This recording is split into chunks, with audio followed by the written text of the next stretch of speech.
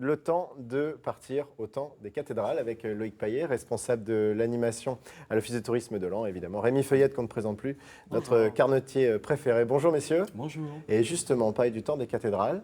On va Mhm. découvrir avec vous comment on fabriquait les cathédrales à l'époque. Ouais. Et puis surtout qu'on peut apprendre à Lens, avec des stages, jeunes ou moins jeunes d'ailleurs, à apprendre à fabriquer ces cathédrales. Exactement. Alors justement, là vous êtes venu avec quelques éléments qui servent, j'imagine, aux ateliers. C'est quoi l'idée?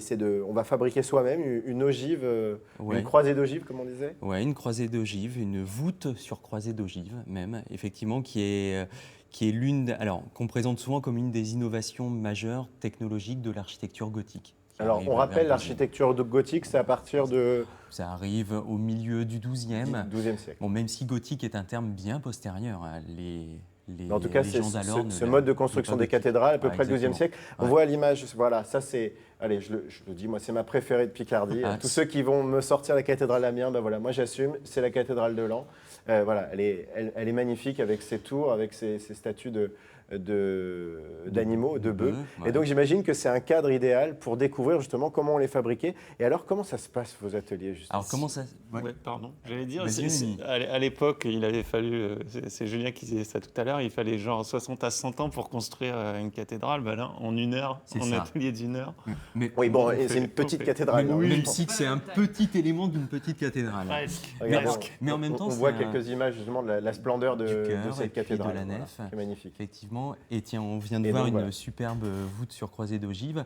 Alors justement, on a la chance de bénéficier du beau temps pendant les vacances scolaires et de proposer cet atelier dans le cloître de la cathédrale, donc qui est contigu, où si on lève les yeux, on peut voir au-dessus de nous effectivement ce que l'on est en train de réaliser au sol. On a d'ailleurs justement quelques images. Voilà, on va les voir, les enfants qui construisent, qui participent à ces ateliers. Alors, explique comment ça se passe. Alors, comment ça se passe concrètement? Donc, quand les enfants et les plus grands arrivent sur l'atelier, les 4 colonnes que vous voyez ont été mises en place avec également les 4 Peut-être sommiers. on le voyait en plein écran, on Ouais. verra peut-être un peu mieux. Voilà, c'est possible. Les 4 sommiers sont Voilà. ces tiges Donc- latérales qui enserrent, qui couronnent les 4 piliers. Et ensuite, les Et enfants alors vont ensuite, les installer. enfants, voilà, vont installer.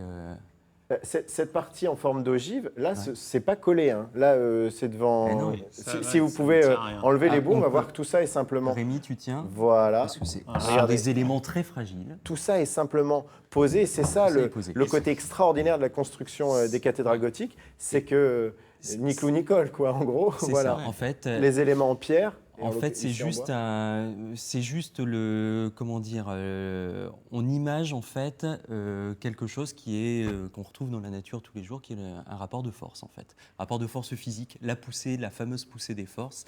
Et c'est vrai que je disais tout à l'heure, c'est une innovation donc de cet âge gothique, même s'il avait été un petit peu anticipé avant au roman, mais surtout la grande innovation de l'âge gothique, puisque on essaye justement de supprimer le rapport de ces forces sur les murs, on va la faire reposer sur des piliers, les colonnes. Voilà. Et voilà, les fameuses Et donc, on crée ce qu'on appelle des forces de contrebutement, les fameux contreforts, les arcs-boutants qu'on va appeler. Qu'est-ce qui plaît aux enfants? Alors, et puis Bah- aussi, on l'a dit aux moins jeunes, parce que c'est ouvert à tous, mais au départ, c'est quand même les enfants sont la cible idéale pour ce Idéal, genre ouais. d'atelier.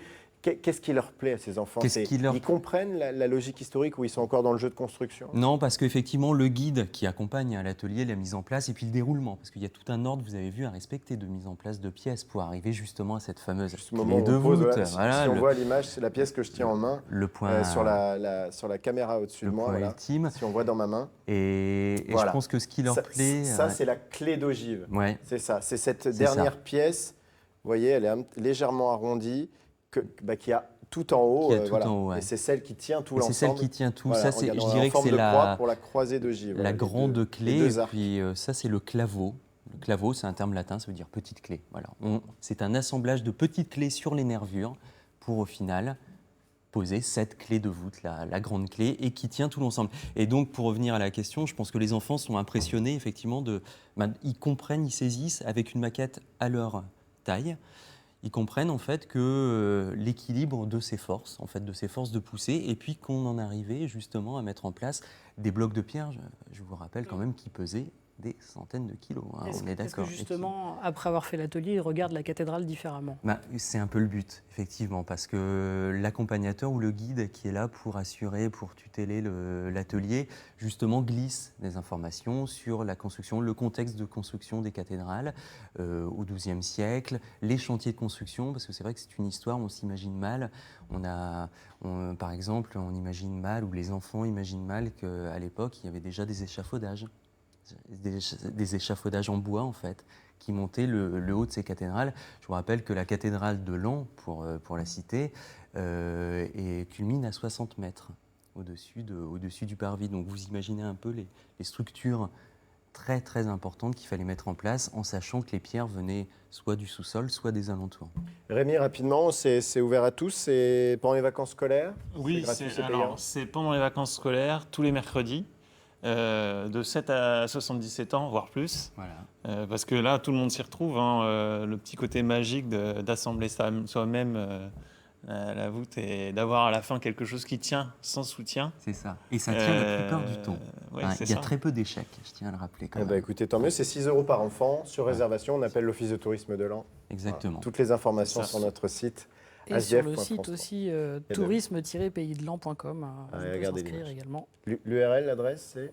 Pardon, j'avais dit www.tourisme-paysdelan.com. Eh ben voilà.